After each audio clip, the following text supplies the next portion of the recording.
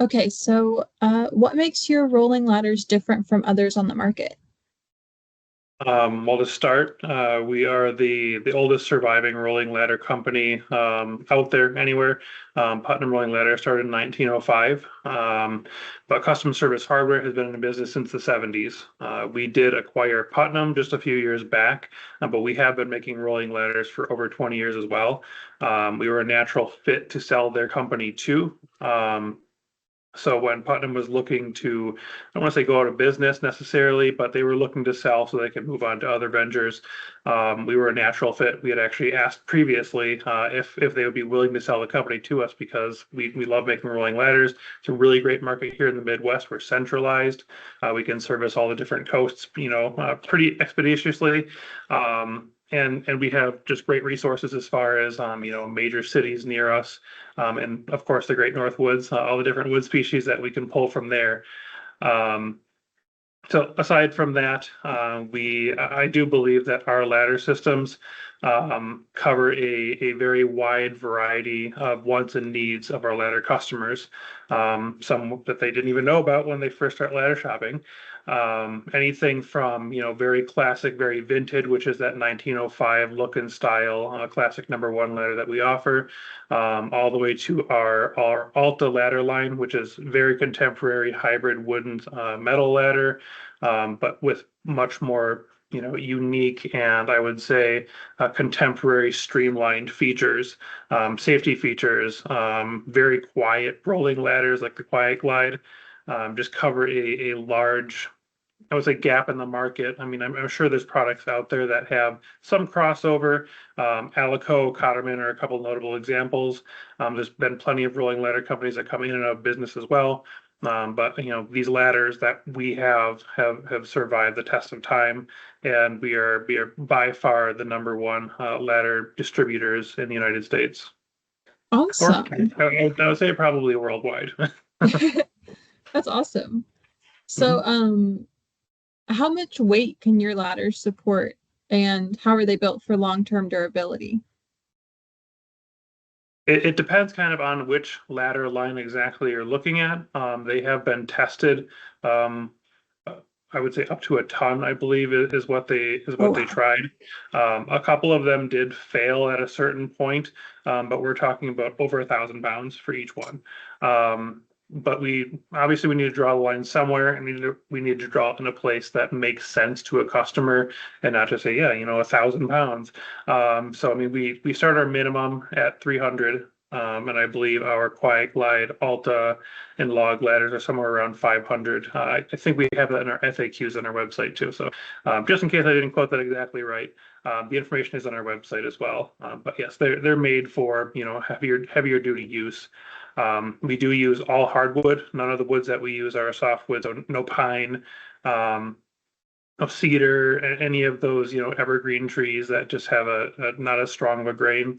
The I would say the lightest that we use is alder, which is fairly close to a softwood, but it's still far and away into the hardwood. And even that one, as light as it is, I've never heard of a ladder breaking. Anything that we've sold that wasn't just like a mechanical issue or a customer, pre-drilled or didn't pre-drill in a certain place and just used it incorrectly.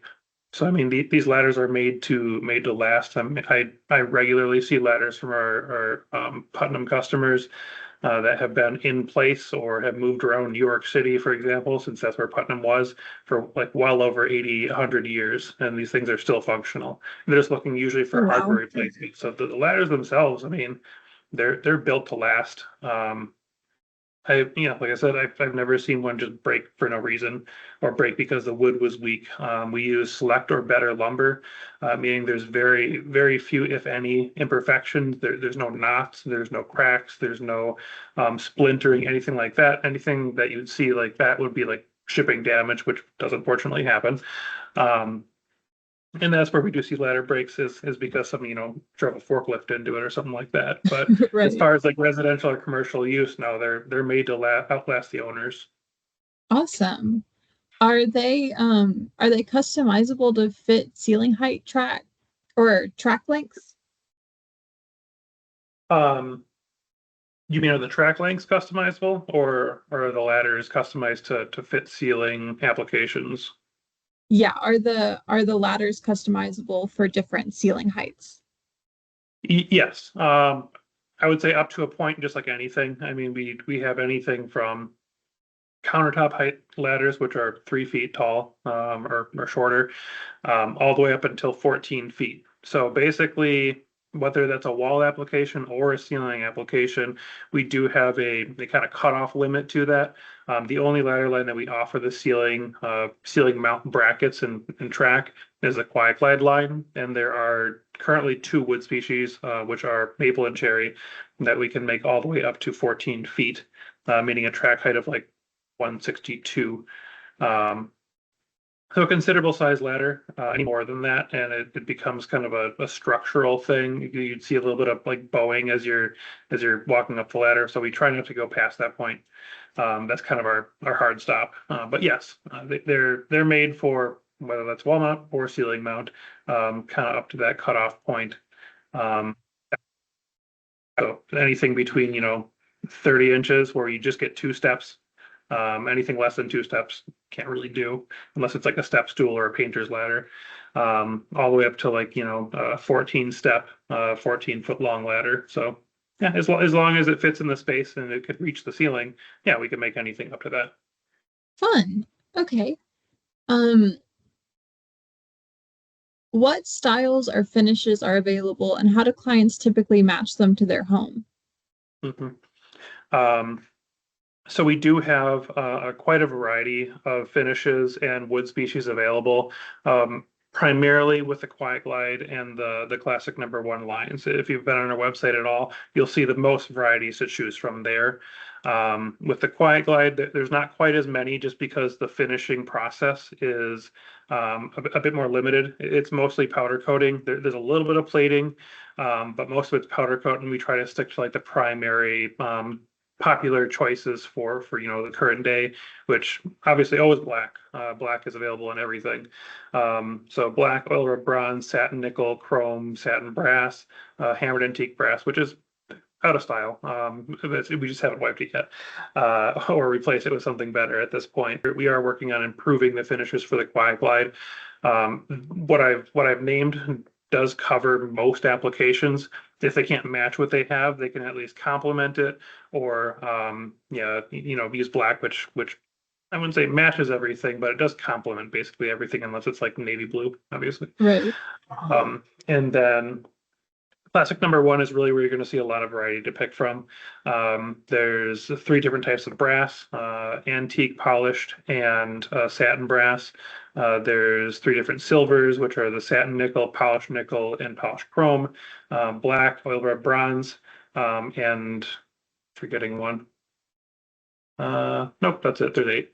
But we do offer actually custom finishes as well. So if a customer has something in mind, they can send us a sample, or if they know like an exact code for plating. Our platers over in New York City, actually the same platers as Putnam used when they were in New York City, which is Victoria Plating over in Brooklyn. They can match pretty much anything. Um, the polished ones are a little bit harder, but we can do it, and it's definitely been done before. We'd like to expand that as well, just to kind of emphasize the point that we can create all these different finishes.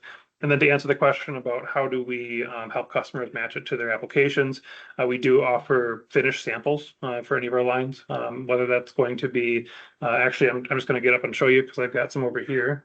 Yeah. So our specific examples of the Quiet Glide and our Classic #1. For the Quiet Glide, we use these sample chips. So you can just send these right in the mail. They're free. We don't even charge shipping. So as many as you want, whether you want all of them or just one of them, we send these sample chips in the mail so customers can see it in their space and not just looking at a screen, holding up their laptop. It's never going to give you an exact picture of what you're looking for. And then for the Classic #1, we actually use track cutoff pieces. So these are actual pieces of the track that we use for the library ladders. What you see behind me back there? Just they're cut off because usually we get our track pieces in a little bit longer lengths than what we actually need. Okay. Part of that's just sometimes shipping damage happens, and we can mitigate lost product by getting them just like a couple inches longer. And a lot of times, the ones that aren't damaged, we just cut right off and turn into these samples. So Nice. a nice resource use, and people love having them, and it gives them a really good idea of what they're getting. Right, for sure. Are there any popular home spaces beyond libraries where people are installing rolling ladders?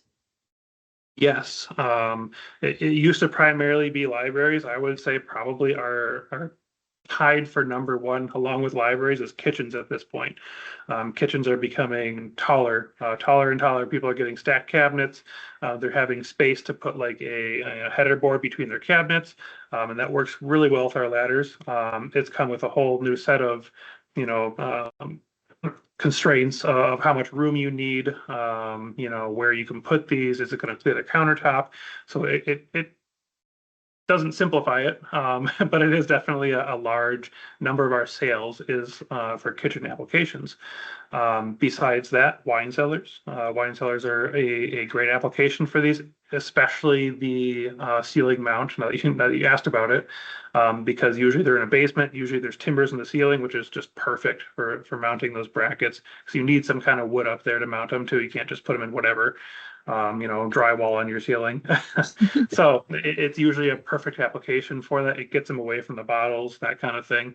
So cellars, pantries, I know kind of kitchens, but butlers, pantries, sculleries, that kind of thing. We've had a couple. I wouldn't say it's a lot, but some have gone into like entry areas, especially for larger homes, where you've got like the mud rooms, extended mud rooms with like the taller cabinets in the prep place. Um, as far as that goes, that sort of application, like the rolling library ladders, that's pretty much it. We do also offer loft ladders. It's not super apparent on our website at this point, but it will be someday, just because it's a little more complicated and we need a lot more information back and forth with the customer so we can make sure it's going to work for them and that it's reduced risk. Can't Right. say the S word, safe, but reduced risk. If we do like a loft ladder, we do offer those as well. That's becoming more and more popular. Every year I see, about another handful added to the couple hundred that we do. So I guess just as the ladders become more obvious to people that we sell them, the question of loft ladders definitely pops up. And I'm sure that people are buying our regular rolling library ladders. And they're going in lofts too. We just don't know it, which Right. isn't really our recommendation. But if they don't ask, I guess we don't know. And that's really it. That's basically anywhere that you see, bunk beds or a loft access area, which I know is a little more popular in Texas than it is here.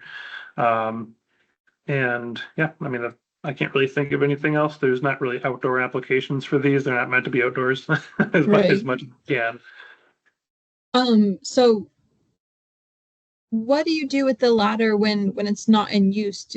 Are they able to be tucked away, or is it just kind of they become an aesthetic thing on the side? Um, Assuming it was installed correctly and not the wrong track height for the ladder, yes, any of our ladders that we build are able to be stowed vertically up against the wall when not in use. In fact, since I've got a few here, I will show you. Gonna drag a chair over here so I can set my laptop down. Okay, so Awesome. all of them, all three, even these are kind of situated. This is the least expensive over here, the metal lane on the left. This white ladder on this here is actually a painted ladder. We haven't gotten quite to painting our ladders for our customers yet, but those are quiet wide. And then our classic number ones in the middle. As you can see, they all have the ability to go vertically or people go for climbing. Really, the only time they're going to be out like this is if one, you just want to leave it that way for aesthetics, or two, if you are actually going to use it. Otherwise, they're meant to be stowed up against the window. Obviously, in some applications, that's not really feasible, like a kitchen, where you've got countertops that sort of stops the ladder from going vertical. But as far as you can, you can move it anywhere in between. It doesn't have to be fully out. It doesn't have to be up against the wall. It could be until you get an obstruction. In fact, if there weren't a wall here, you could just keep going. So they're meant to be pretty flexible there. Same thing with the class number one. Now it's a little bit louder, a lot more heavy metal components. Like I said, it's made to last. This one is, the more antiquated system. Not to say it's inferior, necessarily, but it is a little bit louder. In fact, you can hear that. It doesn't, it makes noise as it rolls. It's not gonna be completely quiet like this one. I would say it's not that quiet, but that one's I the see. floor is very uneven here. Oh yeah, that one's way quieter. Yeah, and it does roll smoother too. We have brake wheels for that one, no brake wheels for this. And then this one is only a hook ladder, you can kind of skip it up, but you still have the ability to take it off and stow it vertically, then move it out. Move it out for climbing. It does still roll, it's not really fit for rolling necessarily. Okay. Yeah, any of our lines have that. If I had the other two, I'd show you that as well. So what's the most unique place you've seen one of your ladders installed in? Hmm, a hard one. I think the longest ladder that I've ever sold, also happens to be this place. Um, was at a university somewhere on the East Coast. I'm sorry, I'm not remembering. I think probably New Jersey. Um, and it went into like a botanist, almost like a lab. Cool. They had huge bookshelves, and on top of the bookshelves, they had plants, like all these really rare tropical plants. And the whole point of the ladder was one for books, and then primary use was for the students to get up there and observe the plants and water the plants. And it was like 14 something feet in the air. It was our top end ladder, which gives you like 2 feet more at the top just to hold on to. Mhm. But yeah, that was really unique. I'm sure they've been used for more unique things, but like I said, a lot of our stuff doesn't necessarily go right past me. A lot of them are placed online nowadays, but we do get plenty of customer input and stuff. But yeah, I would say that's probably the most unique thing that I've seen. Or I'm just forgetting one. But yeah, that one was That pretty sounds neat. really cool. Yeah. Why do you think rolling ladders have become so popular recently? Don't think I have a great answer for that one necessarily. I think it's become sort of just on a surface level a status symbol. A lot of people have libraries. A lot of people have libraries where they can't reach their top shelves of, the really cool books they put in the top shelf, um, or even decorations. And having a library letter brings functionality to that. Mhm. But again, I also think it's like a status thing. Like if you're getting a library that's 12, 13 feet tall, it's probably because you have a good bit of money. And it's not necessary. No one needs a rolling library ladder. You could, go to Home Depot and get a Warner ladder that does the exact same thing, except just doesn't roll. Right. It's not pretty, but getting a walnut ladder with satin brass hardware, gorgeous, radius track around your round library. It's just, it's something else. It's taking your library to the next level. It's adding a lot of beauty to the space. It's definitely going to be the conversation piece of the room when people first walk in. So I think that's part of it. I do think that because kitchens are getting taller and we're trying to bring functionality to a high traffic space. Um, and that is, I don't want to say it's fairly new because I feel like it's been around, but usually it was just the top of single box cabinets. You just had your base cabinets, your wall cabinets, and kind of a space above, but it was just a soffit or a space between your top of your cabinet boxes and the crown molding. You just Mhm. wanted to put something there. But again, that's not really a lot of function. You're just doing it just for looks at that Right. point. But now we're actually using it for function in kitchens. What should homeowners know about installation? Is this something they can add during a remodel? Yes, I would like to say that rolling ladders can be used at any point in construction, remodeling, or even someone who just had their home for a long time and has worn a ladder. There are some things to consider. Unfortunately, rolling ladders aren't for everybody. If you don't have the space for it, myself and my reps will definitely try to fit it in. You have to have a rolling ladder. we're gonna do everything we can to see if it's gonna fit in your space. We'll exhaust every option, whether that's low price point, high price point, every customization that we can talk through. It usually ends up coming down to, uh, can you afford it? The one thing that does work is, can you afford this? Or are you willing to make a compromise to get this in your home? So, besides that, really, but we hope that people come to us when they're in the planning phase, because it very much increases their chances of a growing ladder working in their place. But I'd still say that probably 95% of people that come to us end up with a rolling ladder in their house, or at the very least like a pivot ladder, which isn't a rolling ladder; it's a separate piece, but it's still got the beautiful, hardware finishes and wood species that we offer. Um, and then as far as installation, I always say, please read the directions. Some of the customers that we have the most problems with, post sale, are master wood crafters or cabinet makers who have been in the business for 30 years. It's like, have you read the directions? Like, no, it's very simple, straightforward. Like, but you're having problems because you're not reading the instructions. Like, Right. we made the instructions because we've been doing this for a while, and we're the one that, make the ladders. We know how they function. We know they're weird little idiosyncrasies when you're putting them together and for installation. So that's kind of thing that we just run into. Not, I wouldn't say a lot, but occasionally. Our hardest to deal with customers are usually the ones that are, too proud to admit they're wrong because they've been in the business forever, and they're experts. But also, how do I fix this? Right. um, so it's just a balance. Being able to read the directions. That they're very straightforward. I just put a ladder together with my team this last weekend, just kind of as a training opportunity. And there were a couple of things that in the instructions, we noticed like, hey, these might be out of order. This might be unclear for customers. So we're constantly trying to improve our products, constantly trying to improve the materials that we hand to customers every day. Expanding. Maybe just for example, we're thinking about changing the way we do things a little bit with the instructions, where your ladder's automatically going to come with basically a one-page install guide, front and back, very simple, bare bones, line drawings like IKEA furniture. And then along with that, by email, or if the customer requests it, we will also send an in-depth guide to that product based on what they bought. So like this exact kit with this exact ladder line, this is how you put it together step by step. Pictures, braille words, whatever you need to understand this and make it 100% clear. So that we don't have a lot of those homeowners or even contractors coming back to us and saying, hey, I'm confused by this. The instructions are terrible. They don't make sense.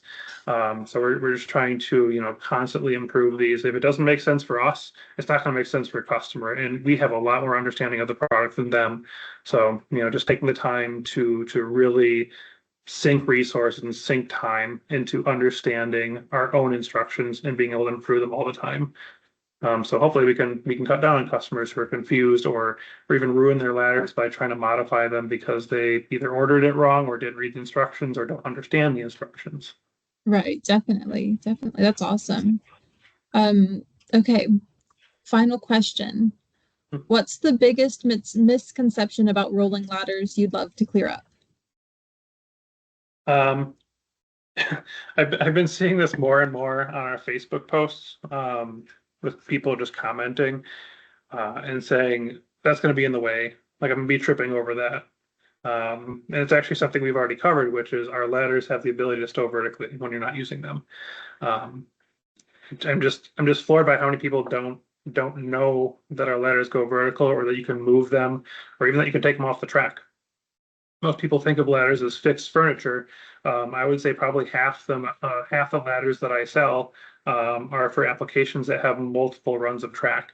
A lot of these tracks are going like on the end of a cabinet box, off to the side, kind of between doorways, out of the way in the kitchen. Well, like I said, while we don't necessarily have room to put them up vertically when you've got base cabinets in the way, you could always put a track piece like on the side of a cabinet and move the ladder off to the side when you're not using it. That gives you the ability to store it up vertically. They're really not in the way. I've seen these go in very, very small spaces, and I've never got the complaint that it's just, it's too much, it's in the way. Can I get a refund or can I return this or anything like that? Obviously, we get, some people who are just picky about things and they want to switch hardware and try to make it more, minimal or minimalistic. But I feel like with the variety of hardware that we offer, anything from just very minimal hardware to the classic number one with like the more cast iron feel and the larger hardware, thicker, heavier. There's really something for everybody out there, and it doesn't need to be stuck out halfway into your room. We try to make the ladders at an angle where it's climbable. You feel secure when you're on the ladder, but also not that sticks out too far into the room. So really, for a lot of people, I think it's a space thing. They just don't think they have enough space for it in their homes. I just wish I could show them some of the ladders I've sold in these tiny little spaces. Um, Tiny spaces, for example, tiny homes. We've sold quite a few ladders to a tiny home company, and they actually incorporate it as a package in their tiny homes. That's fun. It's just a loft access thing, and sure enough, when they don't use them, you just take them off the track, put them up against the far wall, and put them up vertical, and it's like 4 inches into the room. So they can be, stowed up basically anywhere as long as you've got a little bit of room for it. They're meant to be in pretty much any space. Awesome. Okay, that I have one more question. The what you said about the like the curved, how I have seen library ladders where it's on a curved track. How does that work if your ladder is a solid line? How is it Yeah. staying on the curved track? Yeah. So it's a couple things. First of all, uh, whenever someone's looking for a curved track, I always make it clear to them that this ladder isn't going to be like the Beauty and Beast ladder that you see in movies. Mhm. You're not just going to push it and it's going to roll around the room by itself, especially around curves. When you go to push a ladder around a curve, we do have for our quiet glide ladder line, we have specialized hardware at the top that's made to go around a curve. It actually swivels. The rolls at the top will move direction as the ladder is going around that curve. But the wheels at the bottom aren't meant to do anything except for go left and right. Like these Right. don't swivel. They're fixed to the ladder side rails. So when you hit a curve, obviously your bottom wheels are not gonna follow that swivel roller at the top. So what that means is that the ladder just needs to be picked up a little bit off the ground to help it along that curve. But yeah, that's our curve track system is well suited for the quiet glide. We've really definitely got stuff in place for it, and we're hoping to improve it even in the years to come. So if you get a chance to do one of those, it's a pretty neat application. It takes a little more planning, but we're here to help. So if you guys have any questions about that kind of thing, I mean, we answer customer questions day in, day out. And I've probably got the most experience of anyone here with it. So if you've got any questions, email, call, whatever you need. And I can probably help you. I can't say that I've heard it all because I continue to be amazed. But I can answer pretty much any question you can throw at me. Okay, great. Yeah, we're excited to talk about this and kind of get people inspired on how they can elevate their spaces. And thank you so much. All right. Well, thank you, Katie. It was good talking to you. Good to talk to you. I hope you have a good day. You too. Bye bye. Bye.